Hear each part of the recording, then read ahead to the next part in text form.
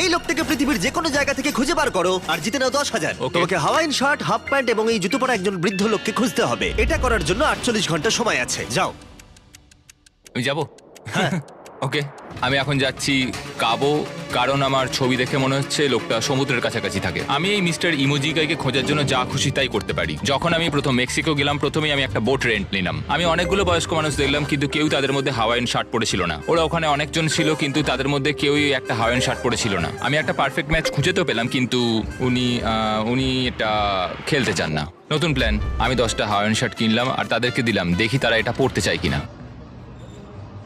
2 ঘন্টা কেটে গেছে, আমার মনে হচ্ছে এটা কখনোই কোনোভাবে সম্ভব নয়। আমি নিজেকে পরাজিত ঘোষণা করেই দিয়েছিলাম, কিন্তু সেই সময় অদ্ভুত একটা ঘটনা ঘটলো। আপনারা বিশ্বাস করবেন না, আমার সামনে কে বসেছিল। আপনাকে দারুণ লাগছে। আমি মিস্টার বিস্টকে কল করছি। হেই, কনগ্রাচুলেশন, তুমি এই মাত্র জিতে নিলে 10,000 কি ডলার। মানে? আরে সত্যি? আমরা কি হেলিকপ্টারে যাবো?